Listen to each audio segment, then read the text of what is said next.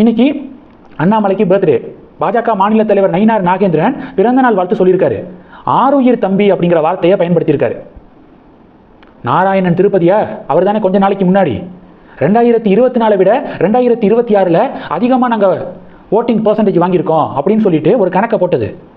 அதாவது 33 தொகுதியில் தாமரை நின்றுருக்கு. அந்த 33 தொகுதியில் பதிவான மொத்த வாக்குகள் 66 லட்சம். அதில் 14 லட்சத்தி சொச்ச வாக்குகளை தாமரை வாங்கியிருக்கு. அப்போனா 20% மேலே 2024 என்டிஏ 18%.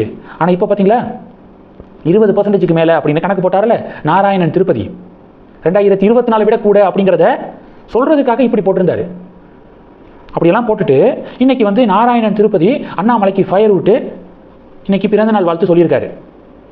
அண்ணனுக்கு அவருடைய ரசிகர்கள் அவருடைய சப்போர்ட்டர் சொல்லக்கூடிய விஷயம் ஒன்றே ஒன்று தான். இப்படி தான் பண்ணுவாங்க, இப்படி தான் போஸ்ட் போடுவாங்க. இவர்கள்ட்ட இருந்தாலும் கொஞ்சம் சூதானமாக இருந்துக்கோங்க, ஓவராக ஜால்ரா போடுவாங்க, ஆனால் பின்னாடி உங்களுக்கு எதிராக வேலைகள் பார்ப்பாங்க அப்படின்னு சொல்லிட்டு அவருடைய ஆதரவாளர்கள் சமூக வலைதளத்தில் பதிவுகள் போடுறத பார்க்குறோங்க. முக்கியமாக பாஜக மாநில தலைவர் ஆருயிர் தம்பி அப்படின்னு சொன்னால் மட்டும் பத்தாது.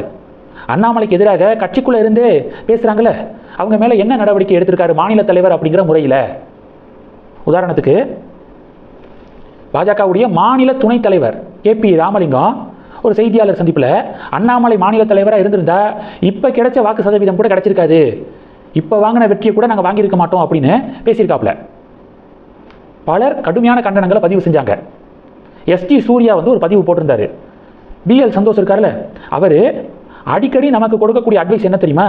தேவையில்லாத சமயத்தில் ஊடகங்களை சந்தித்து கருத்து சொல்கிறேன் பேர்வழி என பேச வேண்டாம், அவை கட்சிக்கு நன்மை செய்வதை விட தீமையே கொடுக்கும் அப்படின்னு ஒரு பதிவு போட்டிருந்தாரு. லாஸ்ட்டு 3 நாட்களாக பல மீடியா புள்ளிகள் எனக்கு ஃபோன் பண்ணி இப்போ நடக்கக்கூடிய விஷயங்களை பற்றி தொடர்ந்து கேட்குறாங்க.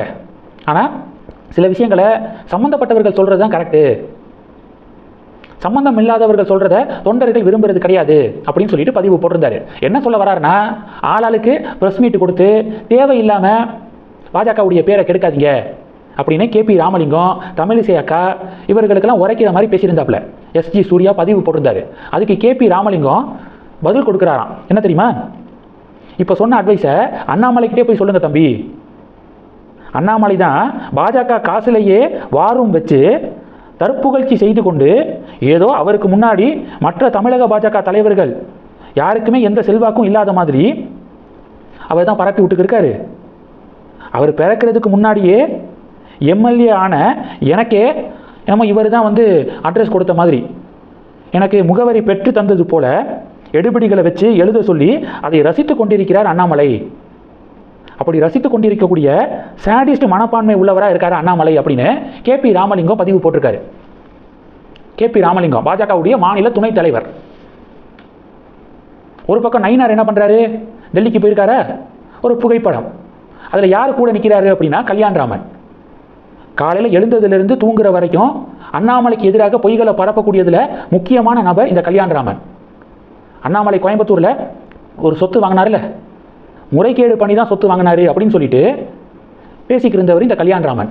அவரோட உங்களுக்கு என்ன வேலை?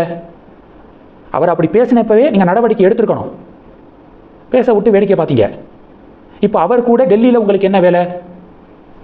KP ராமலிங்கம் மேலே என்ன ஆக்ஷன் எடுத்தீங்க அப்படின்னு பாஜகவுடைய தொண்டர்கள் அண்ணாமலை சப்போர்ட்டர்ஸு நயினார் நாகேந்திரனை டேக் பண்ணி இப்போ பதிவுகள் போட்டுக்கிருக்காங்க.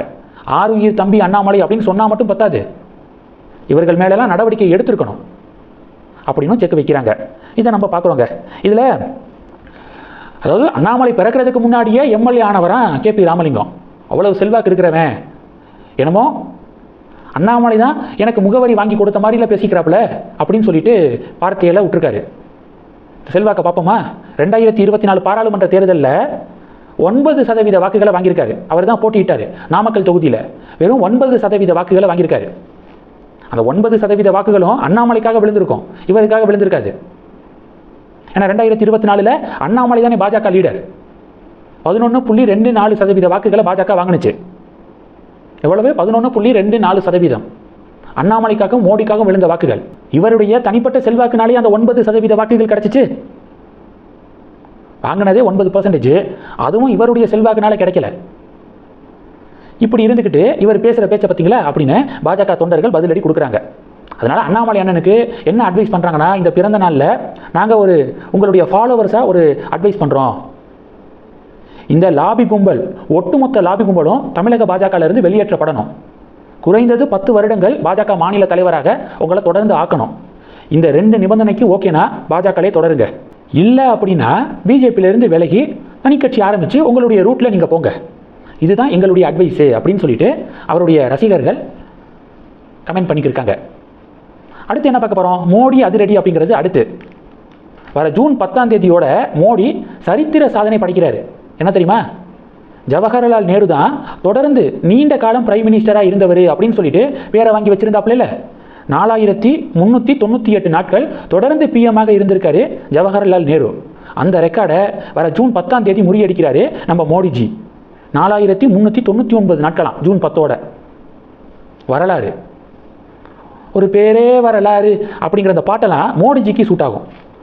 கடைசி என்ன பார்க்க போகிறோன்னா, டான்ஜெட்கோ ஆஃபீஸ் இருக்குல்ல, தலைமை அலுவலகத்தில் நிறையா ஹார்ட் டிஸ்கை காணுமா.